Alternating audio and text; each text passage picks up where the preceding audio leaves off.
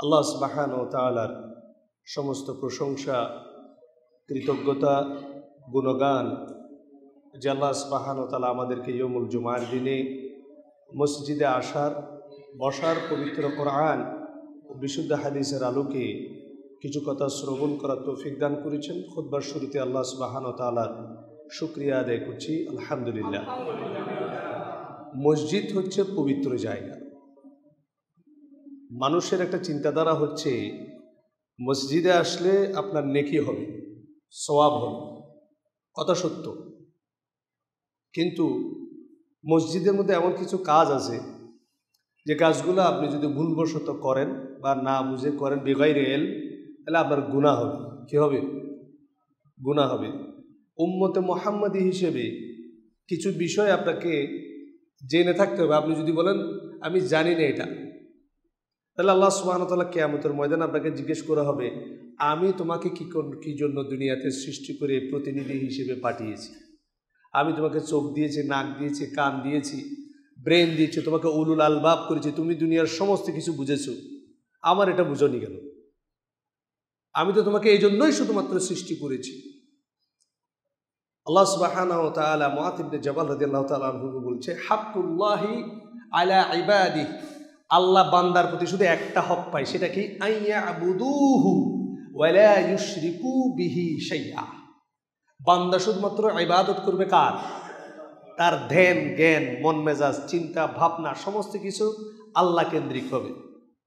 আমার কোনো কাজ, আমার কোনো কথা আল্লাহ সন্তুষ্ট হচ্ছে কিনা। ওয়া লা ইউশরিকু বিহি শাইআ, এবং আমি আল্লাহর সাথে সে কাউকে অ্যাসোসিয়েট করবে না, পার্টনার করবে না। এটা হচ্ছে বান্দার প্রতি কার হক?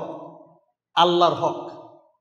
এবার আল্লাহ রাসূল সাল্লাল্লাহু আলাইহি ওয়াসাল্লাম বলছেন, হাল তাদরি মা হাক্কুল ইবাদি আলাল্লাহি ইযা ফাআলু।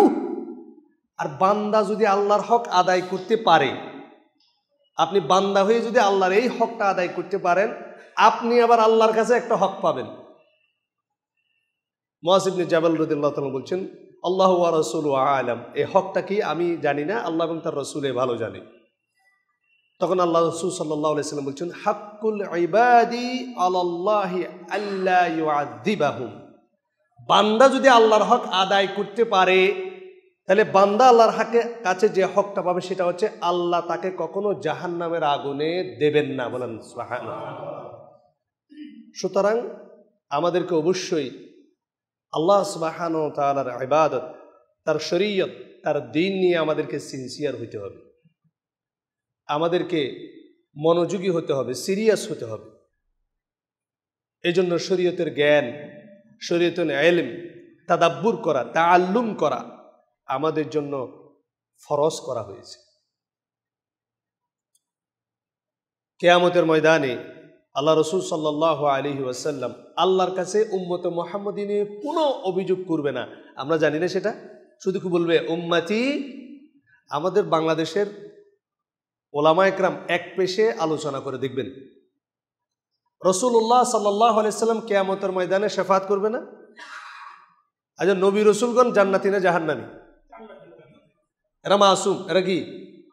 নবী রাসূলগণ মাসুম, কিন্তু তারা জান্নাতি। তারা দুনিয়ার জীবনে এটা কখনো বলেনি, কিয়ামতের ময়দানেও বলবে না। জানেন সেটা?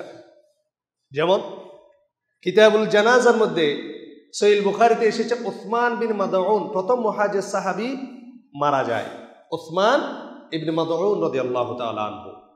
তিনি মারা যাওয়ার পরে তার ঘরের মধ্যে যখন মাইয়িত হিসেবে রাখা হয়, আল্লাহ রাসূল সাল্লাল্লাহু আলাইহি ওয়াসাল্লাম প্রবেশ করলেন। একজন আনসারী মহিলা আল্লাহ রাসূল সাল্লাল্লাহু আলাইহি ওয়াসাল্লামের সামনে উসমান ইবনে মাদউন রাদিয়াল্লাহু তাআলা আনহুকে বললেন, উসমান ইবনে মাদউন, তোমার জন্য জান্নাতের সুসংবাদ। এবার আল্লাহ রাসূল সাল্লাল্লাহু আলাইহি ওয়াসাল্লাম ওই মহিলাকে জিজ্ঞেস করলেন, ওই যে জান্নাতে, তুমি কিভাবে জানলা? লা হাওলা ওয়ালা কুওয়াতা ইল্লা বিল্লাহ। অথচ কোরআনের আয়াত, রাদিয়াল্লাহু আনহুম ওয়া রাদু, প্রত্যেক সাহাবী জলিলুল কদর, প্রত্যেক সাহাবী কল্যাণপ্রাপ্ত, প্রত্যেক সাহাবীর উপরে আমার আল্লাহ সুবহানাহু ওয়া তাআলা সন্তুষ্ট। কোরআনের আয়াত। এরপর আল্লাহ রাসূল কিতাবুল জানাজার হাদিস সহিহুল বুখারী, তুমি কিভাবে জানলে সে জান্নাতি? তখন আনসার মহিলা জিজ্ঞেস করলো, ইয়া রাসূলুল্লাহ, জান্নাত তাহলে কাদের জন্য? কাদের জন্য জান্নাত? ওসমান ইবনে মাযউনের মতো যদি জলিলুল কদর সাহাবীর জন্য আমি জান্নাতের গ্যারান্টি দিতে না পারি, কার জন্য জান্নাত? আল্লাহ রাসূল সাল্লাল্লাহু আলাইহি ওয়াসাল্লাম বলেন, আমি তার জন্য কল্যাণ কামনা করি, আমি তার জন্য কল্যাণ কামনা করি। কিয়ামতের ময়দানে আমি মুহাম্মদুর রাসূলুল্লাহ সাল্লাল্লাহু আলাইহি ওয়াসাল্লামের উপরে কি আচরণ করা হবে সেটা আমি জানি না, অথচ আমি আল্লাহর রাসূল। সুবহানাল্লাহ। আর আমরা অনেকে জান্নাতের টিকিট পকেটে নিয়ে বসে আছি, মরে গেলে জান্নাত। অনেকে তো আবার নকল করে দেয়, হয়তো ওই যে কাফনের কাপড়ের মধ্যে লিখে দেব, একবার ওখানে মুখস্থ করি। অনেকে বলে আমার পিসাব ওখানে বসে আছে। আল্লাহ হাওলা, আপনার পিসাব কি মুহাম্মদুর রাসূলুল্লাহ চেয়ে বড়? আচ্ছা বলেন, মুসা আলাইহিস সালাতু ওয়াস সালাম জান্নাতি হবে না জাহান্নামী হবে? জান্নাতি। মুসা আলাইহিস সালাতু ওয়াস সালামের কাছে কিয়ামতের ময়দানে সমস্ত মানুষ যাবে শুধুমাত্র বিচার ফয়সালা শুরু করার জন্য। হাসরের ময়দানের বিচার শুরু হচ্ছে না, মানুষের হিসাব কিতাব শুরু হয় নাই, শুধু হিসাব শুরু করার জন্য একটু পারমিশন। আল্লাহর কাছে এই পারমিশন নিতে যাওয়ার জন্য কেউ সাহস করছে না। এখন নিতে হলে আল্লাহ সুবহানাহু ওয়া তাআলা যত নবী পাঠিয়েছেন তার মধ্যে পছন্দ করেছেন 5 জনকে। মাইটিয়েস্ট মেসেঞ্জার অফ আল্লাহ সুবহানাহু ওয়া তাআলা হাদিসের মধ্যে এসেছে 5 জন। কয়জন? নূহ, মূসা, ঈসা, ইব্রাহিম এবং মুহাম্মদ সাল্লাল্লাহু আলাইহি ওয়াসাল্লাম। They were the powerful messenger of Allah subhanahu wa ta'ala. এই 5 জন ছিলেন সবচেয়ে বড় নবী, শক্তিশালী নবী। এবং 4 জনকে রিসালাত দেয়া হয়েছে, সবাইকে রিসালাত দেয়া হয়েছে। 4 জনকে বড় বড়, 3 জনকে বড় বড় কিতাব দেয়া হয়েছে, তাওরাত, ইনজিল এবং কোরআন। অথচ মুসা আলাইহিস সালাতু ওয়াস সালামকে বলা হয় কালামুল্লাহ, কালিমুল্লাহ, যিনি আল্লাহর সাথে সবসময় কথা বলেছেন। কিছু হলে মুসা কার সাথে কথা বলতেন? ডাইরেক্ট আল্লাহর সাথে, ডাইরেক্ট কানেকশন, ডাইরেক্ট। মুসা আলাইহিস সালাতু ওয়াস সালামের কাছে আপনি যাবেন, মুসা আলাইহিস সালাতু ওয়াস সালাম আপনাকে কি বলবে জানেন? যে শোনো, আমি একটা কীর্তি সম্প্রদায়কে হত্যা করে ফেলেছিলাম, আমি আল্লাহর কাছে ক্ষমা চেয়েছিলাম। আল্লাহুম্মা ইন্নী যালামতু নাফসি ফাগফিরলি ফাগফারা লাহ। কোরআনে মুসা আলাইহিস সালাতু ওয়াস সালাম বলছেন, আল্লাহ আমি তো ইচ্ছা করে করিনি, ভুল করে ফেলেছি। আল্লাহ বলছেন ফাগফারা লাহ, তাকে ক্ষমা করে দেয়া হয়েছে। তবে যাকে ক্ষমা করা হয়, এটা মনে রাখবেন, আল আফু আল গফুর, আল্লাহর এই 2টা নামের মধ্যে পার্থক্য আছে। লাইলাতুল কদরে করেন না আল্লাহুম্মা ইন্নাকা আফুউন তুহিব্বুল আফওয়া ফাআফু আন্নি। এই আফু আর গফুর পার্থক্য আছে। 2টা অর্থ হচ্ছে ক্ষমা করে দেওয়া। গফুর যদি ক্ষমা করে দেওয়া হয়, আপনার কিতাবে, আপনার আমলনামায় লেখা থাকবে এই গুনাহটা আপনি করেছিলেন, আর ক্ষমার জায়গায় লেখা থাকে আপনাকে ক্ষমা করে দেওয়া হয়েছে, গুনাহটা লেখা থাকবে। আর আল আফু মানে হচ্ছে যে ওই গুনাহটাই কিতাবের মধ্যে থাকবে না। সুবহানাল্লাহ। মুসা আলাইহিস সালাতু ওয়াস সালাম আল্লাহ বলছেন ফাগফারা লাহ, আমি তাকে ক্ষমা করে দিয়েছি। এটা একটা কারণ হতে পারে। মুসা আলাইহিস সালাম বলবেন ক্ষমা করে দেওয়া হয়েছে। আহলে সুন্নাহ ওয়াল জামাত প্রত্যেকেই এই বিষয়ে ইজমাউল উলামা ফি হাদিহিল উম্মাহ, এই উম্মতের ইজমা হচ্ছে প্রত্যেক নবী রাসূল মাসুম, তাদের কোনো গুনাহ নেই। সুবহানাল্লাহ। অথচ মুসা আলাইহিস সালাতু ওয়াস সালাম বলবে যে আমি ওই কাজটা করেছিলাম, এখন যদি আল্লাহ আমারে জিজ্ঞেস করে আমার পক্ষে কি করা সম্ভব? সম্মানিত পরিস্থিতি, কঠিন পরিস্থিতি। এই জন্য আল্লাহ রাসূল সাল্লাল্লাহু আলাইহি ওয়াসাল্লাম ওসমান ইবনে মাযউন রাদিয়াল্লাহু তাআলা আনহু সম্পর্কে বলেছেন, আমি তার জন্য কল্যাণ কামনা করি।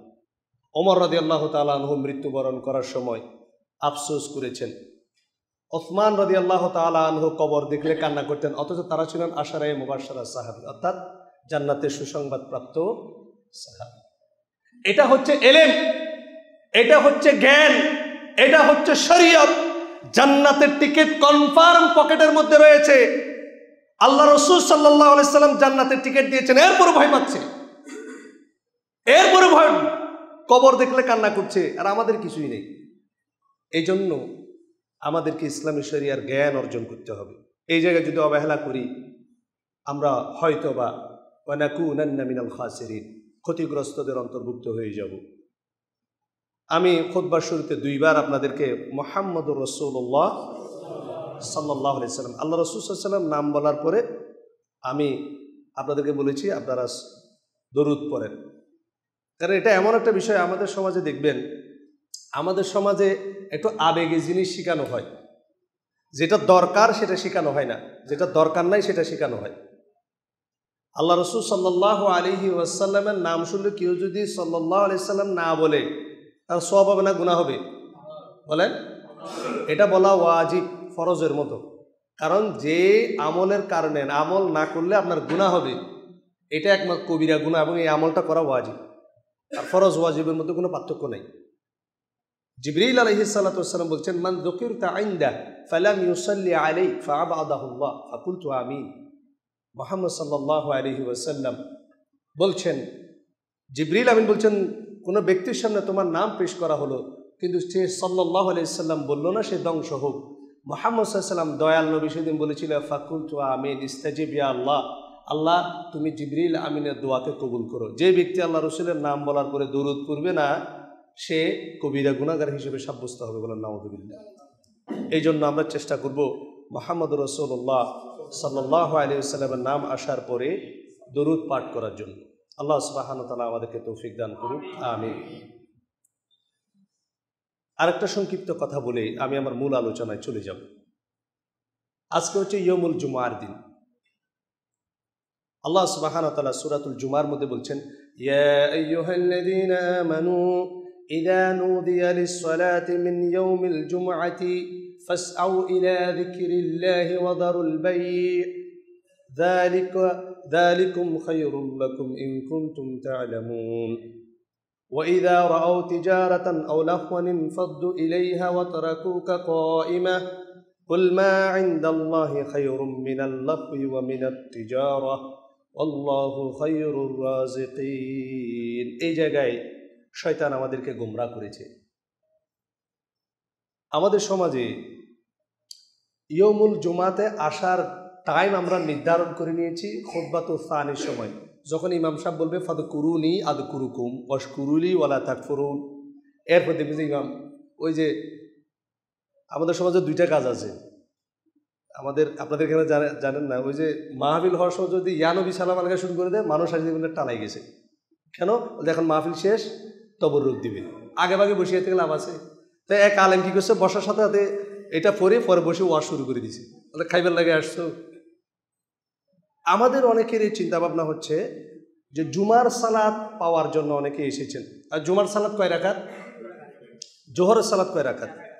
অনেক উলামায়ে কেরাম বলেছেন আল্লাহ সুবহানাহু ওয়া তাআলা জুমার খুতবাকে এই 2 রাকাতের স্থলাভিষিক্ত করেছেন। এই 2 রাকাতের স্থলাভিষিক্ত করেছেন। কোনো ব্যক্তি যদি শুধু জুমার সালাত আদায় করে সে জুমার খুতবা না পায় বা শ্রবণ না করে, তার জুমা আদায় হয়নি, তার জুমা আদায় হয়নি। আর জুমায় যে ব্যক্তিরা আসবে কারা নেকি পাবে? ওই ব্যক্তি পর্যন্ত নেকি পাবে যিনি ইমাম সাহেব মিম্বরে ওঠার আগ পর্যন্ত মসজিদে এসে উপস্থিত হয়েছেন। মিম্বরে যখন ইমাম সাহেব খতিব সাহেব যখন বসে যান, ফেরেশতারা আমলের খাতা বন্ধ করে দিয়ে খুতবা শোনার জন্য বসে যান। এরপরে যারা এসেছেন তারা হচ্ছেন, আপনারা কোনো মার্কস পাননি, সব 0 মার্কস। অথচ সাহাবায়ে কেরাম ফজরের সালাত আদায় করার পরে বৃহস্পতিবারে এশারের সালাত আদায় করে মসজিদের মধ্যে থেকে যেতেন। এটা নিয়ে কেউ বলে না। সূরা জুমার মধ্যে আল্লাহ সুবহানাহু ওয়া তাআলা কেন বলেছেন যে তোমাদের মধ্যে যদি কেউ যদি জুমার আজান শুনতে পাও, জুমার সময় যখন হয়ে যায়, ফাসআউ ইলা যিকরিল্লাহ, তোমরা মসজিদের দিকে দাবি হও, ওয়া দারুল বাই, সমস্ত ব্যবসা বাণিজ্য, সমস্ত কাজ কারবার, তোমরা সমস্ত খেলতামাশা, দুনিয়ার সমস্ত আসক্তি, যত ধরনের কার্যক্রম রয়েছে সব তোমরা সাথে সাথে শেষ করো। সালাফদের একটা বৈশিষ্ট্য ছিল যে তারা যখন আজান শুনতেন, যখন বলতো আল্লাহু আকবার আল্লাহু আকবার, হ্যামার যদি মাথার উপর থাকতো, ধরুন তিনি রাজমিস্ত্রি কাজ করছেন, এভাবে তিনি হাতুড়িটা তুলেছেন কোথাও মারার জন্য, ওই অবস্থায় হাতুড়িটা ফেলে দিয়ে মসজিদে চলে যেতে বলেন সুবহানাল্লাহ।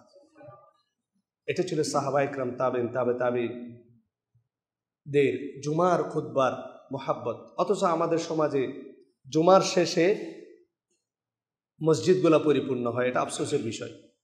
জুমার খুতবাটা দেয়া হয়েছে মুসলিম উম্মাকে, সে যাতে পরবর্তী এক সপ্তাহের জন্য দিক নির্দেশনা নিতে পারে, কন্টেম্পোরারি বিভিন্ন বিষয় নিয়ে সে যাতে সচেতন হতে পারে। এই জন্য আমি অনুরোধ করব, জুমার খুতবার ফজিলা, আল্লাহর সন্তুষ্টি যদি আপনি পেতে চান, আল্লাহ সুবহানাহু ওয়া তাআলার কাছে আপনি যা চান সেটা যদি আপনি অর্জন করতে চান, দুনিয়া এবং আখিরাতের আপনি যদি কল্যাণ হাসিল করতে চান, আপনাকে জুমার খুতবায় অবশ্যই মসজিদের মিম্বরে খতিব সাহেব ওঠার আগে আসতে হবে। আল্লাহ সুবহানাহু ওয়া তাআলা আমাদেরকে তৌফিক দান করুন। যে লোভ লালসা, যে অলসতা, যে দুনিয়াবি প্রয়োজনে আপনি আসছেন না, আল্লাহ সুবহানাহু ওয়া তাআলা বলছেন কুল মা ইনদাল্লাহি খায়রুম মিনাল্লাহি ওয়া মিনাত তিজারা, দুনিয়ার খেলতামাশা, দুনিয়ার ব্যবসা বাণিজ্যের চাইতে আল্লাহর কাছে যেটা রয়েছে সেটা সর্বোত্তম বলে সুবহানাল্লাহ। আর আপনি বলতেছেন আপনি আধা ঘন্টা আগে আসলে আপনার সময় নষ্ট হবে, রিজিক অন্য জায়গায় তালাশ করলে রিজিক একটু বাড়তি পাবেন। আল্লাহ বলছেন ওয়াল্লাহু খায়রুর রাজিকিন, রাজ্জাককে ইয়ারযুকহু মিন হাইথু লা ইয়াহতাসিব, এমন জায়গা থেকে আপনাকে রিজিক দিবেন যার উৎস সম্পর্কে আপনি জানেন না। সুবহানাল্লাহ। এই জন্য জুমার খুতবাকে গুরুত্ব দিবেন। আল্লাহ সুবহানাহু ওয়া তাআলা আমাদেরকে তৌফিক দান করুক, আমিন। সম্মানিত উপস্থিতি, আলিখুয়া আল-ইয়াউম আখতুবু আমামাকুম আল ফিতনা। আজকে আপনাদের সামনে আমার আলোচনার বিষয় হচ্ছে ফিতনা। এই ফিতনার বিষয় নিয়ে আমি আলোচনা পেশ করার চেষ্টা করব, মুস্তাঈনান বিল্লাহ ওয়া হুয়া ওয়ালিয়ুত তৌফিক। আমি আপনাদের সামনে কোরআনের একটি আয়াত এবং একটি হাদিস পেশ করে শুনিয়েছি। খুব গুরুত্বপূর্ণ বিষয়, শোনার মনোযোগ দিয়ে শোনার চেষ্টা করবেন। হয়তোবা এই খুতবা আপনার জন্য দুনিয়া এবং আখিরাতের কল্যাণের ওসিলা হয়ে যেতে পারে ইনশাআল্লাহ। মুহাম্মদ রাসূলুল্লাহ সাল্লাল্লাহু আলাইহি ওয়াসাল্লামকে আল্লাহ সুবহানাহু ওয়া তাআলা 21 শতাব্দীতে 2025 সালে কি হতে যাবে এটা আল্লাহ জানতেন না? কিয়ামতের আগে কি হবে সেটা আল্লাহ জানতেন না?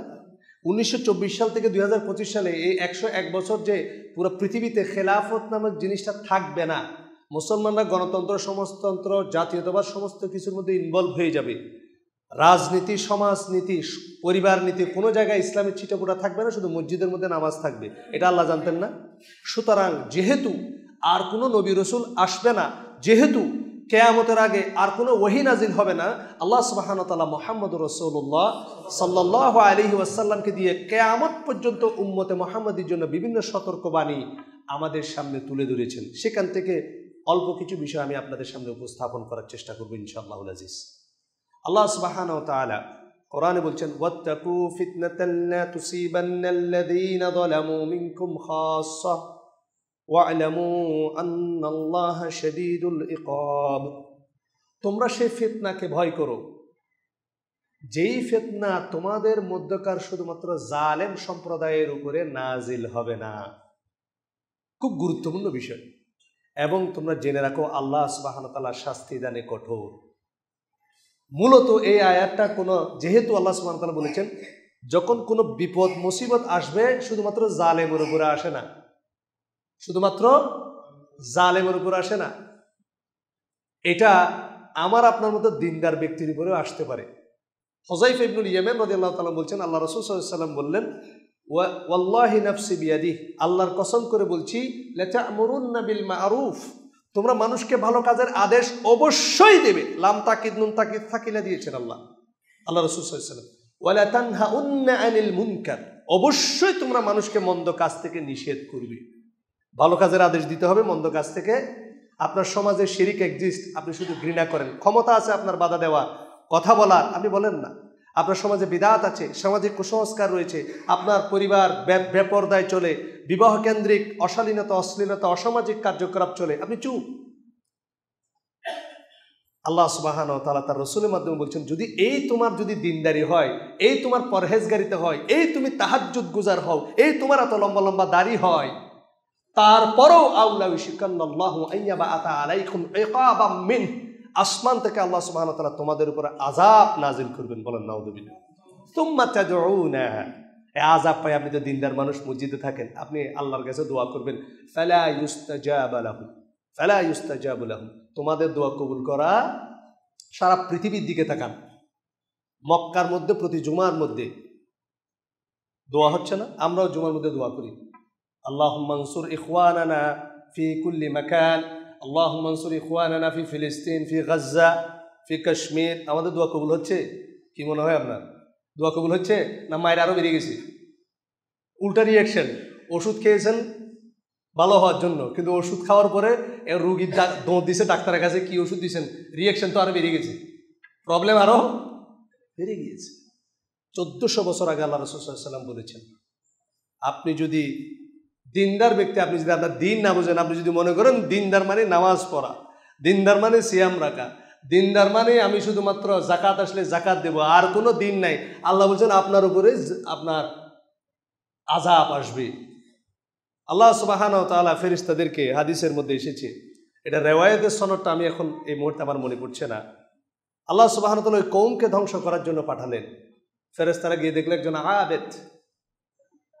একজন আবেদ তিনি ওখানে ইবাদত করছেন। ফেরেশতারা কনফিউজড হয়ে গেলেন, এরকম একটা নেককার বান্দা থাকা সত্ত্বেও আল্লাহ এই জনপদকে ধ্বংস করার জন্য কেন বললেন?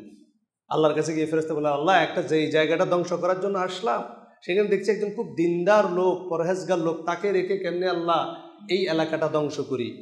আল্লাহ সুবহানাহু ওয়া তাআলা ফেরেশতাদেরকে নির্দেশ দিলেন, start the distraction with him, তাকে দিয়েই আল্লাহর আযাব শুরু করো। নাউযুবিল্লাহ। দিনদার, পরহেজগার, আবেদ, তাহাজ্জুদ গুজার, তাকে দিয়ে আল্লাহ সুবহানাহু ওয়া তাআলা গজব শুরু করতে বলেছেন। কেন? দুনিয়ার মধ্যে অশ্লীলতা, অসামাজিকতা, হারাম, যে জায়গায় যাবেন সর্বাঙ্গে ব্যথা, আর আপনি তসবিহ টিপতেছেন, আপনি তাহাজ্জুদ পড়তেছেন, আপনাকে দিয়ে আল্লাহ সুবহানাহু ওয়া তাআলা গজব শুরু করবে। এটা হচ্ছে এই আয়াতের ব্যাখ্যা। এটা শিরক হতে পারে, এটা বেদাত হতে পারে, এটা রাজনৈতিক শিরক হতে পারে, এটা কুফরি হতে পারে, এটা অশ্লীলতা হতে পারে, এটা হারাম হতে পারে। আল্লাহ এখানে ফিতনা বলেছেন, তোমরা সে ফিতনাকে ভয় করো, তোমরা সে শিরককে ভয় করো, সে কুফুরকে ভয় করো, সে বেদাতকে ভয় করো, সে অশ্লীলতাকে ভয় করো, সে অসামাজিকতাকে ভয় করো, সেই দুনিয়ার বস্তুবাদী রাজনীতিকে ভয় করো, যে কাজ করলে তোমাদের উপরে গজব নাজিল হবে। বলেন নাউযুবিল্লাহ। আমাদের সমাজে অনেকেই মনে করেন যে বর্তমানে যে ফিতনা চলছে সেটা হচ্ছে, আমরা মুসলিমরা সবসময় একটু আবেগী জাতি।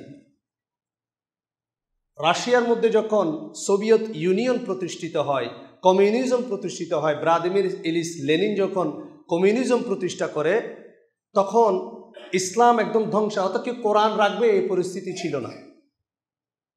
কারণ আপনারা সবাই জানেন কমিউনিজম মানে সাম্যবাদ, সেখানে ধর্মের কোনো অস্তিত্ব থাকে না। তাদের কার্ল মার্কসকে তারা অনুসরণ করে। ভ্লাদিমির ইলিচ লেনিনের মূল যে বিষয়টা ছিল সেটাকে ধর্মকে রাষ্ট্রীয়ভাবে তা নাই, ব্যক্তিগতভাবে কেউ চর্চা করলে তাকে ইন্টারোগেশনে আনা হতো, যেটা বাংলাদেশেও হয়েছে, এখনও হয়। দেখবেন ফজরের সময় কোনো ছেলে এখনও পর্যন্ত যদি গিটার নিয়ে হাঁটাহাঁটি করে, কোনো পুলিশ তাকে ইন্টারোগেশন করবে, কিন্তু দাড়ি জুব্বা পরে যদি কেউ হাঁটে তারা সন্দেহ লাগে। এটা আমাদের সমাজেও এখন এটা এস্টাবলিশড হয়ে গেছে, আল্লাহ হেফাজত করুন। তখন কিছু আলেমরা চিন্তা করলো, সমাজতন্ত্রের সাথে যদি ইসলামকে মেলানো না যায়, ইসলাম তো ধ্বংস হয়ে যাবে। চিন্তাধারা ঠিক। কোরআনের কিছু দলিলও পাইছে ওরা, যে তা আল্লাহকে জিজ্ঞেস করো কি দান করবো, বলে যা আছে সব, প্রয়োজন অতিরিক্ত যা আছে আল্লাহর রাস্তায়, এই যে কমিউনিজম, সাম্যবাদ, সব কিছু দিয়ে দিতে হবে। ফাতেমা রাদিয়াল্লাহু তাআলা আনহা যখন আবু বকর রাদিয়াল্লাহু তাআলা আনহা সম্পদের জন্য আসলো, আবু বকর বলল যে রসুলরা সম্পদের ওয়ারিশ রেখে যায় না, এলমের ওয়ারিশ রেখে যায়। এই তো কমিউনিজমের দলিল কোথা থেকে? কোরআন থেকে কমিউনিজমের দলিল। আল্লাহু আকবার। আমরা একটা বই লিখলো, আল ইশতিরাকিয়াতু ফিল ইসলাম, ইসলামী সমাজতন্ত্র। আমাদের সমাজ এখন শুরু হয়েছে আল জমহুরিয়াতু ফিল ইসলাম, ইসলামী গণতন্ত্র। আল্লাহ সুবহানাহু ওয়া তাআলা সূরা খুতবা সংক্ষিপ্ত আমি একটু টাচ দিয়ে চলে যাব। আল্লাহ সুবহানাহু ওয়া তাআলা বলছেন, আলাম তারা ইলাল্লাযীনা আন্নাহুম ইয়াজউমুনা আন্নাহুম আমানু বিমা উনজিলা ইলাইক ওয়া মা উনজিলা মিন ক্বাবলিক। তুমি কি তাদেরকে দেখেছো যারা মনে করে, বিশ্বাস করে তুমি মুহাম্মদ সাল্লাল্লাহু আলাইহি সাল্লাম তোমার পূর্বে যা নাজিল হয়েছে সমস্ত কিছুর উপর ওরা বিশ্বাস স্থাপন করে।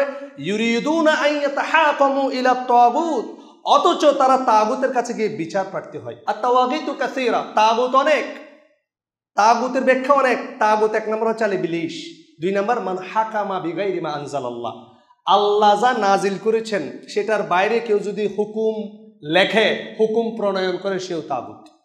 আপনি মানেন আর না মানেন। আর আপনি যদি ভোট দেন, তার মানে হচ্ছে আপনি ওই হুকুম, মানব রচিত মতবাদ লেখার জন্য আপনি সমর্থন দান করলেন। কিছুদিন আগে শুনলেন না যে দুর্গাপূজা উপলক্ষে শারদীয় শুভেচ্ছা? এটার অর্থ হচ্ছে আপনি যদি 25শে ডিসেম্বর, অনেকে এটা রাগ করেছেন, এটা আমরা অমুসলিমদেরকে আমি শুভেচ্ছা জানিয়েছি, খারাপ কি? আল্লাহ রাসূল সাল্লাল্লাহু আলাইহি ওয়াসাল্লাম অমুসলিমদের সাথে মিশতেন না? মিশতেন। কিন্তু আপনার এটা হচ্ছে অজ্ঞতা। দুর্গাপূজাতে শুভেচ্ছা জানার অর্থ হচ্ছে তোমরা যা করেছো এটা ঠিক। আপনি যদি মেরি ক্রিসমাস বলেন, তার মানে আল্লাহ সুবহানাহু ওয়া তাআলা সম্পর্কে বাইবেলের মধ্যে গসপেল অফ জন 3:16 এর মধ্যে যে কথাটা বলা হয়েছে, God so love the world he gave his begotten son. আমরা হচ্ছে বিগটেন, আমাদের মা বাবা আছে, মা বাবার সহবাসের কারণে আমরা হয়েছি। ঈসা আলাইহিস সালাতু ওয়াস সালামকে আল্লাহর ওই ধরনের সন্তান, নাউযুবিল্লাহ। আপনি একবার যে মেরি ক্রিসমাস বলার অর্থ হচ্ছে যীশু খ্রিস্টকে আপনি আল্লাহর বিগটেন সান, ঔরজ্যত সন্তান হিসেবে মেনে নিলেন। বলেন কি আপনি? যে শিরক করলে আল্লাহ সুবহানাহু ওয়া তাআলা বলেছেন আল্লাহর আসমান ফেটে যায়, আল্লাহর আসমান ফেটে যেতে চায়, দুনিয়া ধ্বংস হয়ে যেতে চায়, আপনি সেই শিরকের কাজে আপনি বলছেন শুভেচ্ছা জানাচ্ছে, তোমরা যা করছো ভালো কাজ চালাই যাও। আস্তাগফিরুল্লাহল আযীম। এটাই হচ্ছে কুফর, অজ্ঞতা, ইগনোরেন্স। আল্লাহ রাসূল সাল্লাল্লাহু আলাইহি ওয়াসাল্লামের যুগে ইহুদিরা ছিল না? ওরা মনে হয় ইবাদত করে নাই মনে হয়। খ্রিস্টানরা ছিল না? এরা ইবাদত করে নাই মনে হয়। মুশরিকরা পর্যন্ত আল্লাহ রাসূলের যুগে ইবাদত করে নাই, এদের মতো করে করেছে। আল্লাহ রাসূল সাল্লাল্লাহু আলাইহি ওয়াসাল্লাম এদেরকে কি শুভেচ্ছা করেছে না? ইউরিদুনা আন ইয়াতাহাকামু ইলা তাগুত। আল্লাহ বিধান নাযিল করেছেন, আপনি এবার নিজেরা বলতেছেন এই বিধান এখন চলবে না, আমরা নিজেরা নিজেদের বিধান অনুযায়ী চলবো, আমরা আমাদের সিস্টেম চালু করব। লা হাওলা ওয়ালা কুওয়াতা। আবার অনেকে আছেন এই বিষয়ে বলতেছেন, আপনি এই জায়গায় যদি আমাদেরকে ভোট দেন, 18 কোটি মানুষের ভোট আপনি পেয়ে গেছেন, জিহাদে ফরজ। অথচ আল্লাহ রাসূল সাল্লাল্লাহু আলাইহি ওয়াসাল্লাম বলছেন মান দাআ বিদাওয়াল জাহিলিয়া, আল্লাহর বিধান ছাড়া যত বিধান আছে সমস্ত জাহিলিয়াত। যে ব্যক্তি জাহিলিয়াত দিকে মানুষকে ডাকবে, ফাহুয়া মিন জুসা জাহান্নাম, সে জাহান্নামী। ওয়া ইন সামা ওয়া সাল্লা ওয়া জাআমা আন্নাহু মুসলিম। কঠিন কথা, যদি বসে সালাত আদায় করে, যদি বসে সিয়াম আদায় করে, মনে মনে বিশ্বাস করে আমি মুসলমান, সে জাহান্নামী। নাউযুবিল্লাহি মিন যালিক। আস্তাগফিরুল্লাহল আযীম। এই কথা বলার সাহস কেউ নাই। খেলাফত নিয়ে কোনো কনসেপ্ট নাই, আমরা কতক্ষণ এর পালে কতক্ষণ ওর পালে। আবার অনেকে বলা শুরু করছে ইসলামী খেলাফত। আর ইসলামী খেলাফত কি? আবার খেলাফত খেলাফত একটা রাজনৈতিক ব্যবস্থা। খেলাফত কি? জাতি, ধর্ম, বর্ণ নির্বিশেষে, হিন্দু, মুসলমান, বৌদ্ধ, খ্রিস্টান, প্রত্যেক জাতি, ধর্ম, বর্ণ নির্বিশেষে প্রত্যেকের জন্য ইনসাফ ও ন্যায় ভিত্তিক ইসলামী শাসন ব্যবস্থার নাম হচ্ছে খেলাফত। বলেন সুবহানাল্লাহ। অবাক হয়ে যাবেন আপনি। এই খেলাফত মুসলমানদের জন্য নয়, এটা অমুসলিমদের জন্যই। এবং এখানে অমুসলিমদেরকে নিরাপত্তা দেওয়া হয়, জুলুম করা হয় না। কেউ বলতে পারেন যদি আমাদের দেশে যদি খেলাফত কায়েম হয়, হিন্দুরা তো জিজিয়া কর দিতে হবে, জিম্মি ট্যাক্স দিতে হবে। তা আমি বলবো মুসলমানরাও তো ট্যাক্স দিবে, জাকাত দেবে। হিন্দুরা কি জাকাত দেবে? বলেন, হিন্দুরা কি জাকাত দেবে? আমি একজন ব্যবসায়ী, ব্যক্তিগতভাবে আমি এইচভ্যাক কনসালটেন্ট, এয়ার কন্ডিশনের ব্যবসায়ী। আমি জানি কত প্রকারের ট্যাক্স দিতে হয়। বর্তমান সমাজে যারা ব্যবসা করেন, টাকা আসার আগে ট্যাক্স আগে কেটে ফেলে, ট্রেড লাইসেন্স করলে আগে টাকা কেটে ফেলে, অ্যাডভান্স ট্যাক্স কেটে ফেলে। অথচ আপনি যদি আজকে খেলাফত কায়েম করেন, আপনার কোনো ট্যাক্স নাই। শুধুমাত্র আপনার যে টাকা আপনি আয় করবেন, সে টাকা যদি আরো 1 বছর আপনার কাছে থাকে, ওই 100 টাকার উপর আপনাকে 2.5 টাকা দিতে হবে। বলেন সুবহানাল্লাহ। 2.5% ট্যাক্স, তাও 1 বছর যদি সঞ্চিত থাকে। এখন আপনি বর্তমানে আপনি যান, লাভ লস দরকার নাই, ট্রেড লাইসেন্স করতে যাবেন, একবার ইনকাম ট্যাক্স চিটাং এখানে জানি না 3000 টাকা কেটে নেবে। আপনি লাভ করেছেন না লস করেছেন দরকার নাই। লিমিটেড কোম্পানি হলে যদি আপনি আপনার ভ্যাট আসে নাই, আপনি 0 রিটার্ন দিবেন, গড়বাড়ার উপর আপনাকে 15% ট্যাক্স দিতে হবে। আমি নিজে ভ্যাট কনসালটেন্ট। চিন্তা করে দেখেন। অথচ খিলাফত কায়েম হলে আপনার শুধুমাত্র জাকাত দিতে হবে, আর অমুসলিম কোনো ট্যাক্স নাই। যেহেতু তারা জাকাত দেবে না, রাষ্ট্র ব্যবস্থায় তাদেরও নিরাপত্তা দিতে হবে, তারা জিজিয়া দেবে। বলেন সুবহানাল্লাহ। তাহলে মুসলমানরা যদি খাদ্যশস্য উৎপাদন করে, তারা ওসর দেবে। তাহলে মুসলিম কি দেবে? তারা খারাজ দেবে। এর বাইরে আর কোনো ট্যাক্স নাই। প্রত্যেকে সুন্দরভাবে তাদের ব্যবসা বাণিজ্য করতে পারবে, ইনসাফ এবং কল্যাণ ভিত্তিক। আল্লাহ রসুলের যুগে, ওমরের যুগে, আলীর যুগে মুসলমানদের বিপরীতে আল্লাহ সুবহানাহু ওয়া তাআলা তার রসুলকে দিয়ে খোলাফায়ে রাশিদা অমুসলিমের পক্ষে রায় দিয়েছেন। বলেন সুবহানাল্লাহ। অনেক অমুসলমানের জন্য অখুশি ছিল আল্লাহ রসুলের কাছে, ইয়া রাসূলুল্লাহ আমি মুসলমান, আপনি তার পক্ষে রায় দিলেন। এটাই ইসলাম। আজকে সেটা নিয়ে আমাদের কোনো কথাবার্তা নেই। আমরা এটাকে মনে করে ফেলেছি এটা গোপন জিনিস। এটা আমরা 4-5 জন যখন ওই যে ঘরের মধ্যে গোপনে বসবো, তখন খেলাফত নিয়ে আলোচনা করব। হ্যাঁ, তারপরে বাসে উঠে একটু চিল্লাচিল্লি করবো। খেলাফত একটা ওপেন বিষয়। আজকে পশ্চিমারা আমাদেরকে দিয়ে দেখেন, এরাই আমাদেরকে মারে। ওই যে বলে না, সর্প হইয়া ধ্বংস করে, ওজা হইয়া ঝাড়ে। আজকে এই অবস্থা মুসলমানদের, মিসকিন অবস্থা। আমরা ফিতনার মধ্যে পড়ে গেছি রাজনৈতিক বিষয়ে। আল্লাহ সুবহানাহু ওয়া তাআলার নুসরা বন্ধ হয়ে গেছে, কারণ ইহুদি খ্রিস্টানরা এমন টার্মসে আমাদেরকে রেখেছেন, আমাদের ঈমান দুর্বল করে দিয়েছে। সোশ্যাল মিডিয়া বলেন, সমস্ত কিছু বলেন। আজকে আপনারা যারা এসেছেন বলেন, ফজরের সালাত এই মসজিদে হয় না? এই ফজরের সালাতে আজকে যে জুমার মুসল্লিগুলো হয়েছে তারা ফজরের মুসল্লি হয়েছিল? বেশিরভাগ তো এখানকার বাসিন্দা। অথচ আল্লাহ রাসূল সাল্লাল্লাহু আলাইহি ওয়াসাল্লাম, সহিহ মুসলিমের হাদিস, আব্দুল ইবনে শাকিক তাবি, তিনি বলছেন, কানা আসহাবুন নবী সাল্লাল্লাহু আলাইহি ওয়াসাল্লাম, সাহাবায়ে কেরামের এই বিষয়ে ইজমা ছিল, লা ইয়ারাউনা শাইআম মিনাল আমালি তারকুহু কুফরুন গায়রাস সালাহ। তারা সালাত ইচ্ছাকৃতভাবে মুতাআম্মিদান সালাত ছেড়ে দেয়াকে কুফরি মনে করতেন। আমাদের অনেকেই আছে এখানে আজকে জুমা শুনছেন, ফজরের জামাতই পান নাই, ফজরের জামাত পান নাই, ফজরের সালাত আপনি সূর্য ওঠার আগে পড়তে পারেন নাই, বলেন নাউযুবিল্লাহ। মুতাআম্মিদান ইচ্ছাকৃতভাবে যদি করেন, ফাকাদ কাফার, আপনি কুফরি করলেন। ইমাম আবু হানিফা বলেছেন আপনাকে এখন যাবজ্জীবন কারাদণ্ড দিতে হবে, আর 3 ইমাম বলেছেন মাথা থেকে কল্লা সরাই ফেলতে হবে। বুঝলেন? ক্যাপিটাল পানিশমেন্ট, মৃত্যুদণ্ড, বেনামাজির শাস্তি। কোথায় আছি আমরা? ফিতনা আমাদেরকে গ্রাস করেছে। আল্লাহ রাসূল সাল্লাল্লাহু আলাইহি ওয়াসাল্লামের হাদিস, বারিদু বিল আমালি ফিতানান কিতাইল লাইলিল মুযলিম। তিমির অন্ধকার রাতের মতো ফিতনা আমাদেরকে পেয়ে বসেছে অলরেডি। এর আগে তোমরা আমল করা শুরু করো, দ্বীনের কাজে তোমরা ইস্তেকামত হয়ে যাও, ঈমানের বিষয় শিখো, তাওহীদের বিষয় শিখো। কোনটা সুন্নাত কোনটা বেদাত এই পার্থক্য আপনাকে করতে হবে। কোনটা তাওহীদ কোনটা শিরক এটাই মুসলমান জানে না। কেন? আল্লাহ রাসূল সাল্লাল্লাহু আলাইহি ওয়াসাল্লাম বলছেন, ইউসবিহু রাজুলু মুমিনান ওয়া ইউমসি কাফিরা ওয়া ইউমসি মুমিনান ওয়া ইউসবিহু কাফিরা। মুসলমান সকালে ঈমানদার থাকবে, বিকেলে কাফির হয়ে যাবে। আমার আপনার অবস্থা, বিকেলে সন্ধ্যায় সে মুসলমান থাকবে, সকাল হলে কারা কাফির বলবে? আয়াত আল্লাহ বলছেন, ওয়া ইয়াবিউ আহাদুহুম দীনাহু বিআরাদিন মিনাদ দুনিয়া। কিছু কিছু লোক দিন, টাকার বিনিময়ে দিনকে বিক্রি করে দেবে, বলেন নাউযুবিল্লাহ। আজকে যুগে এটা হচ্ছে না? ফিতনার একটা এক্সাম্পল আল্লাহ রাসূল দিয়েছেন, ওয়া তুমিসাতিদ দুনিয়া বিআমালিল আখিরা। মানুষ আমল করবে আখিরাতে, চাইবে দুনিয়া। সারা রাত কবরের ওয়াজ করে মানুষকে কাঁদাইছে, যাওয়ার সময় 1.5 লাখ হেলিকপ্টার উড়ে। এই হচ্ছে আজকে দুনিয়া। ফিতনার মধ্যে আমরা পড়ে গেছি। আজকে আমাদের মুসলমানরা এটা বিশ্বাস করতে চায় না, মুসলমানরা কখনো শিরিক করতে পারবে। জানেন সেটা? বিশ্বাস করেন? মুসলমান শিরিক করতে পারবে? মুসলমান শিরিক করবে? কিয়ামতে হবে না? কিয়ামত হবে না? কিয়ামত হবে কিনা? কিয়ামত সত্য, কিয়ামত হবে, তার মানে মুসলমান শিরিক করবে। আল্লাহ রাসূল বলেছেন, ওয়াসাতা'বুদু কবাইলু মিন উম্মাতিল আওতান। আমার উম্মতের মধ্যে কিছু মানুষ, কবাইলু মিন উম্মতি, তার উম্মতে মুহাম্মদী হবে, তারা এক আল্লাহ বিশ্বাস করবে, এক রাসূলে বিশ্বাস করবে, এক কিতাবে বিশ্বাস করবে, তবে তারা মূর্তি পূজা করবে। ডাইরেক্ট হাদিসের লফজি কথা, আওতান, মূর্তি পূজা করবে। আচ্ছা, মুসলমানকে দুর্গা সরস্বতী পূজা করবে? এটা করবে না, কিন্তু এমন জিনিসের পূজা করবে, এটা পূজা হবে। আজকে আমরা বানিয়ে নিয়েছি শিকা নিরন্তন, শিকা অনির্বাণ, স্মৃতিসৌধ, শহীদ মিনার। বিশ্রেষ্ঠ স্থপতি হামিদুর রহমান শহীদ মিনার বানিয়েছিলেন। এটা মূল স্ট্রাকচারটা হচ্ছে একজন মা রক্তাক্ত সন্তান নিয়ে এভাবে দাঁড়ায় আছে, এটা ফুল স্ট্রাকচার নয়। শহীদদের স্মরণে মিনার, এগুলো ইসলামে কোনো ভিত্তি আছে? আপনাদেরকে এটা জুমার খুতবায় বলা উচিত না, বোঝার জন্য বলতেছি।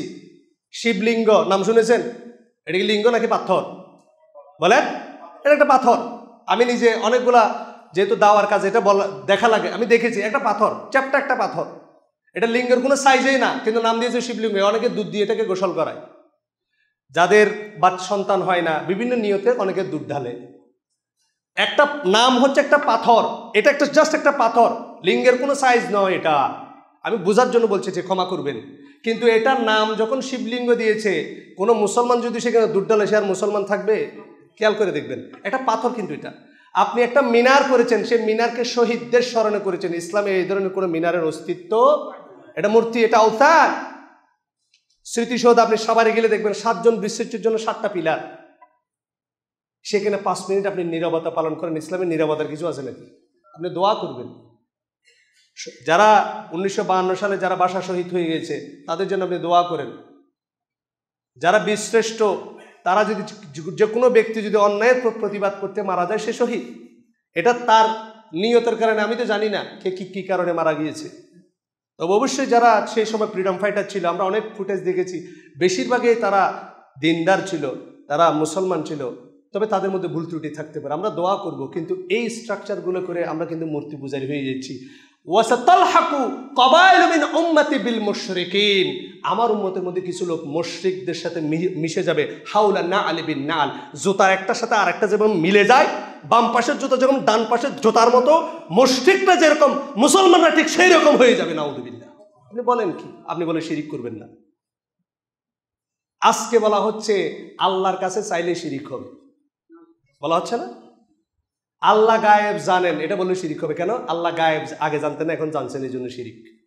লা হাওলা ওয়ালা কুওয়াতা ইল্লা বিল্লাহ। এটা মানুষকে বলা হচ্ছে। আল্লাহর দেন রসুলকে দিয়ে আল্লাহ গেছেন গায়েব হয়ে। আল্লাহর কাছে সরাসরি চাইলে পাওয়া যাবে না, মাধ্যম লাগবে। আজকে বলা হচ্ছে না এটা। আমি দুঃখের বিষয় হলো সত্য, এটা সত্য কথা।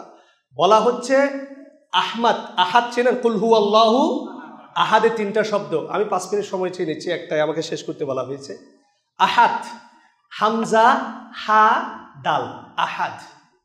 আর আহাম্মদ, আহাম্মদ আল্লাহ রসুল একটা নাম, এটার মধ্যে আছে হামজা হা মিম দাল, মিম একটু এক্সট্রা। ওনারা গান বানিয়েছে যে মিমের ওই পর্দা উঠিয়ে দেখো ভাই, সেটাই তথা বিরাট, আহাম্মদের ওই মিমের পর্দা উঠিয়ে দেখো জন, সেটাই ছতা বিরাজ করে আহাদ নিরঞ্জন। অর্থাৎ আহাম্মদের মিম তুলে দিলে এটাই আহাদ। না হাওলা ওয়ালা কুওয়াতা ইল্লা বিল্লাহ। আপনি বলতেছেন আমি এটাতে বিশ্বাস করি না। আপনি বিশ্বাস করেন আল্লাহর রসুল জাতি নূরের তৈরি হিসেবে আপনি বিশ্বাস করেন, ফেরেশতারা নূরের তৈরি। আপনি বলেন না। ঈসা আলাইহিস সালাতু ওয়াস সালামকে খ্রিস্টানরা যেভাবে বলে যে Jesus Christ is বিগটেন Son, who shall ever beloved on him shall gate eternal life. যে ব্যক্তি বিশ্বাস করবে যীশু খ্রিস্ট আল্লাহর ঔরজাত সন্তান, সে বেহেশত পেয়ে যাবে, জান্নাত পেয়ে যাবে। তখন খ্রিস্টানদেরকে জিজ্ঞাসা করা হয়, তাহলে যীশু খ্রিস্ট কি আদমের মতো? আদম আলাইহিস সালাম ইজ মেড বাই গড। আদম আলাইহিস সালামকে আল্লাহ সৃষ্টি করেছেন পিতা মাতা ছাড়া। তো যীশু খ্রিস্টকে আল্লাহ সুবহানাহু ওয়া তাআলা সৃষ্টি করেছেন পিতা ছাড়া। উনি কি আদমের মতো? বললেন না, Adam is made by God but Jesus is begotten. আদমকে আল্লাহ সৃষ্টি করেছেন, কিন্তু যীশু খ্রিস্ট হচ্ছে ঔরসজাত। নাউযুবিল্লাহ। এটা আপনি কিন্তু মুহাম্মদ সাল্লাল্লাহু আলাইহি সাল্লামের ক্ষেত্রে এখন বলতেছেন, আপনি জানেন না জাতি নূরের তৈরি। কার নূর থেকে তৈরি? বলে আল্লাহর জাতি নূরের তৈরি। বলে নাউযুবিল্লাহ। লা হাওলা ওয়ালা কুওয়াতা। আল্লাহর জাত থেকে যদি কোনো কিছু সৃষ্টি করা হয়, আচ্ছা ময়দা থেকে যদি রুটি বানান, রুটিটা ময়দার রুটি হবে না ভাই? আল্লাহর জাত থেকে যদি কোনো কিছু সৃষ্টি করা হয়, তার মধ্যে আল্লাহর বৈশিষ্ট্য সবগুলো থাকবে, কারণ আল্লাহর জাত থেকে সৃষ্টি করা হয়েছে। এই হাদিসের কোনো তাহকিক নাই। বলা হচ্ছে আল্লাহর জাতি নূরের তৈরি। আউয়ালু মা খালাকাল্লাহু নূরি নবিয়্যিকা ইয়া জাবের, সর্বপ্রথম সৃষ্টি করা হয়েছে আল্লাহর নূর থেকে আমার নূর। খালাকানি মিন নূরিল্লাহ। এটা অনেকগুলো হাদিসের মধ্যে এসেছে। হাদিস জাল যে আমাকে সৃষ্টি করা হয়েছে কার নূর থেকে? বলেন আল্লাহর নূর থেকে। কে বলতেছে? মুহাম্মদ সাল্লাল্লাহু আলাইহি সাল্লাম। এটা অনেকগুলো কিতাবে রয়েছে। ইমাম সুয়ুতি তার একটা কিতাবের মধ্যে এটা নকল করেছেন। প্রত্যেক উলামায়ে কেরাম হাদিসের সনদটা জাল বলেছেন। এরপরে আল্লাহ রসুল কিন্তু কথা থামে নাই। আল্লাহ রসুল বলছেন ওয়া খালাকা আবি বকর মিন নূরি, আমার নূর থেকে আবু বকরকে সৃষ্টি করা হয়েছে। ওয়া খালাকা উমর বিন নূরি আবি বকর, এবং ওমরকে সৃষ্টি করা হয়েছে আবি বকরের নূর থেকে। ওয়া খালাকা উম্মতি মিন নূরি উমর, আর আমার পুরো উম্মতকে সৃষ্টি করা হয়েছে ওমরের নূর থেকে। ওয়াল উমারু সিরাজুম মিন আহলিল জান্নাহ। এটা হাদিস বলছি। তাহলে আমরা সবাই তো আল্লাহর নূর, তাহলে আমরা সবাই আল্লাহর নূর। লা হাওলা ওয়ালা কুওয়াতা ইল্লা বিল্লাহ। আরেকটা হাদিস বলি, তবে এগুলো সব made in Jinjira, made in China হাদিস। আল মুমিনু ইয়ানজুরু বিন নূরিল্লাহ আল্লাযী খুলিকা মিন। দেখেন আল্লাহ রসুল শুধু জাতির নূরের তৈরি। যদি হাদিসের তাহকিক যদি আপনি না করেন, হাদিস সহিহ হয়, হাদিস জয়ীফ হয়, হাদিস জাল হয়, এটা যদি আপনি বিশ্বাস না করেন, আপনি আল্লাহ জাতির নূরের তৈরি। আমাদের সবার মধ্যে আল্লাহ আছে, বলেন নাউযুবিল্লাহ। আল মুমিনু ইয়ানজুরু বিন নূরিল্লাহ, মুমিন আল্লাহর নূরের দিকে তাকায়। আল্লাযী খুলিকা মিন, যে নূর থেকে মুমিনকে সৃষ্টি করা হয়েছে। অর্থাৎ যত মুমিন বান্দা মান্দা দুনিয়াতে আসবে সব আল্লাহর নূরের তৈরি। নাউযুবিল্লাহ। শুধুমাত্র আল্লাহ রসুল নূরের তৈরি, হাদিস এভাবে আসে নাই। ধান নূরের তৈরি, প্রত্যেক মুমিন বান্দা নূরের তৈরি। এই ধরনের অসংখ্য হাদিসের পৃষ্ঠায় পৃষ্ঠায় রয়েছে। মুহাক্কিকিন ইকরাম হাদিসগুলোকে মওদু হিসেবে সাব্যস্ত করেছে। এগুলাকে আমরা আমাদের আকীদা বানিয়ে নিয়েছি। লা হাওলা ওয়ালা কুওয়াতা ইল্লা বিল্লাহ। অথচ এই বিষয়টি নিয়ে আমাদের কোনো আলাপ নাই। কোনো ব্যক্তি যদি শিরক করে, তার সমস্ত আমল আল্লাহ সুবহানাহু ওয়া তাআলা বরবাদ করে দেবে। এটা আল্লাহর হক। আমি অনুরোধ করব, অনেকে আমাদের সমাজে এখন বলা শুরু করেছেন ফিতনা। কোথায় যাবেন আপনি? 99% মানুষ নামাজ পড়ে না, 1% মানুষ নামাজ পড়ে, আমাদের মধ্যে কত ফিতনা। আপনি বড় বড় শিরকুল আকবার করছেন, আপনি আল্লাহর কাছেই চান না। আপনি আল্লাহর ক্ষেত্রে উদাহরণ দেন যে প্রেসিডেন্টের কাছে যদি আমি যাই, প্রেসিডেন্টকে আমারে কিছু দেবে? আপনি যদি বাংলাদেশের কোনো প্রধানমন্ত্রীর কাছে যান কোনো সুপারিশ নিয়ে, তাহলে তিনি রেফারেন্স চাইবে। কেন? তিনি রেফারেন্স চাইবে, বিএনপি হলে বিএনপি রেফারেন্স চাইবে, আওয়ামী লীগ হলে আওয়ামী লীগের রেফারেন্স চাইবে, জামাত হলে জামাতের রেফারেন্স চাইবে। কেন? তুমি আমার লোক কিনা, আমি তোমাকে যে চাকরি দেবো, সহযোগিতা করবো, এই লোক আমার লোক কিনা, এটা তো ওই ব্যক্তি জানে না, উনি কি এলমে গায়েব জানে নাকি? এই জন্য স্থানীয় কাউন্সিলর, প্রতিনিধি, চেয়ারম্যান, মেম্বারের সত্যায়ন লাগে, এই লোক আমাদের পক্ষের কিনা। এবার আপনি বলতেছেন যে যে জজের কাছে যাওয়া যায় না উকিল ছাড়া, তাহলে আল্লাহর কাছে মাধ্যম ছাড়া কেমনে যাবেন? তো আল্লাহ কি জজের মতো? নাউযুবিল্লাহ।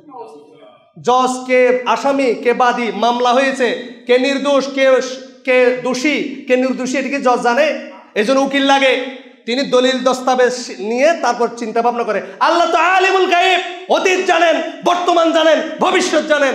আপনার ঈমান আছে? আপনি আল্লাহর সাথে মানুষের সাথে মিলাই নিলেন। লা হাওলা ওয়ালা কুওয়াতা ইল্লা বিল্লাহ। আপনি সুন্নতের কত আমাদের, আপনি ফজর থেকে আপনি জিজ্ঞেস করবেন যে আমরা যারা ফজরের সালাত আদায় করি, আমি অনেকজনকে জিজ্ঞেস করছি, আপনি কত সুন্দর করে বিসমিল্লাহিল আলিয়্যিল আযীম, আলহামদুলিল্লাহ আলা দীনিল ইসলাম, আল ইসলামু হাক্কু ওয়াল কুফরু বাতিল, কত কঠিন দোয়া শিখে ফেলছেন, অথচ হাদিসে নাই, হাদিসে নাই। এবার যখন আপনাকে আমি জিজ্ঞেস করছি আপনি সানা পড়েন, আপনি সুবহানাকা আল্লাহুম্মা এটা দিয়ে আছেন, আমি যখন বলছি আল্লাহুম্মা বাঈদ বাইনি ওয়া বাইনা খাতায়া, বড় বড় আলেম আপনার আশেপাশে যারা আছে ধরেন, আল্লাহ রসুল সাল্লাল্লাহু আলাইহি সাল্লাম ফরজ সালাতের পরে কি দোয়া করতেন? ইভেন সালাতের মধ্যে এখন যদি আপনার আশেপাশে 50 জন আলেমের কাছে যাবেন, আল্লাহ রসুল রুকুর সময় কয়টা তাসবিহ পড়তেন? সবাই জানা খালি সুবহানা রাব্বিয়াল আযীম। আর কি? আমি নিজে পেয়েছি 3 ধরনের তাসবিহ পড়তেন। দোয়া মাসুরা কয় ধরনের রয়েছে? জানায়েজ, জানাজার মধ্যে কত ধরনের দোয়া রয়েছে? সানা কত প্রকারের রয়েছে? একটাই জানে শুধু। অথচ এই লোক বানায় বানায় আমল করে, আবার বলে এটা বেদাতে হাসানা। সুন্নতের কি অভাব পড়ছে তোমার বেদাতে হাসানা বানানো লাগতেছে? যে আপনি যা আমল বানাইতেছেন ইবাদতের কি ত্রুটি পড়েছে? অথচ আমরা সুন্নত আমল নিয়ে আমাদের কোনো মাথা ব্যথা। আমাদের সমাজে খুতবার শুরুতে একটা বললাম আশহাদু আন্না মুহাম্মাদান রাসূলুল্লাহ বললে, আমি চট্টগ্রামের লোক, আমরা এভাবে চুমা দিই, আপনারা দেন? অনেকে দেয়। আমি একটা দোয়া পড়তাম, কুররাতু আইনি বিকা ইয়া রাসূলুল্লাহ, হে রাসূল আপনি আমার চোখের শান্তি, আল্লাহুম্মা মাত্তি'নি বিস-সাম'i ওয়াল বাসার, হে আল্লাহ আপনি আমার চোখ এবং শ্রবণ শক্তি, কান এবং শ্রবণ শক্তি বৃদ্ধি করে দেওয়ার মাধ্যমে আমার উপকার করুন। এটা কোনোটাই দলিল নেই। অথচ এত কিছু আপনি বানাইছেন, অথচ মুহাম্মদ রাসূলুল্লাহ সাল্লাল্লাহু আলাইহি ওয়াসাল্লামের নাম নিলে যে সাল্লাল্লাহু আলাইহি ওয়াসাল্লাম না পড়লে ওই লোকের উপর গজব করবে সেটা বলেন নাই। সুন্নত বাদ আপনি নিজে আমল কতগুলো তৈরি করে দিয়েছেন, সুন্নতের কোনো খবর নাই। সম্মানিত উপস্থিতি, সমস্ত দিক দিয়ে আমরা ইবাদতের দিক দিয়ে আমরা ফিতনায় পড়ে গেছি, মুআমালাতের দিক দিয়ে আমরা ফিতনায় পড়ে গেছি। আমরা ব্যবসা বাণিজ্য করতে গেলে কোনটা হালাল কোনটা হারাম সেটা বুঝি না। এই জন্য আমি অনুরোধ করব আমাদেরকে দিন সম্পর্কে জানতে হবে। ইমাম ইবনে তাইমিয়া রাহিমাহুল্লাহর একটা কোট করে আমি আমার খুতবা শুরু করছি। ইন্না ফিদ দুনিয়া জান্নাহ, দুনিয়ার মধ্যে জান্নাত রয়েছে, মাল্লাম ইয়াদখুলহা লা ইয়াদখুলাল জান্নাতাল আখিরা, যে দুনিয়ার জান্নাতে প্রবেশ করতে পারবে না সে আখিরাতের জান্নাতেও প্রবেশ করতে পারবে না। এই দুনিয়া হচ্ছে তাওহীদ, দুনিয়ার জান্নাত হচ্ছে তাওহীদ। আল্লাহর পরিচয় মারিফাতুল্লাহ, আল্লাহর পরিচয় হচ্ছে দুনিয়ার জান্নাত। মারিফাতু রাসূলি, রাসূলের পরিচয় হচ্ছে দুনিয়ার জান্নাত। মারিফাতু দীনিল ইসলাম বিল আদিল্লাহ, আল্লাহর পরিচয়, রাসূলের পরিচয়, দ্বীন ইসলামের পরিচয় দলিল সহকারে জানা হচ্ছে দুনিয়ার জান্নাত। যে ব্যক্তি দুনিয়ার জান্নাত হাসিল করতে পারবে সে আখিরাতের জান্নাত হাসিল করতে পারবে। আল্লাহ সুবহানাহু ওয়া তাআলা এই ফিতনাময় দুনিয়ার মধ্যে আমাদেরকে কোরআন এবং বিশুদ্ধ হাদিসের উপরে ইস্তেকামত থেকে আল্লাহ সুবহানাহু ওয়া তাআলার নৈকট্য হাসিল করার তৌফিক দান করুক। আমিন। আকুলু কওলি হাদা ওয়া আস্তাগফিরুল্লাহ লি ওয়া লাকুম ফাস্তাগফিরুহু ইন্নাহু হুয়াল গফুরুর রহিম।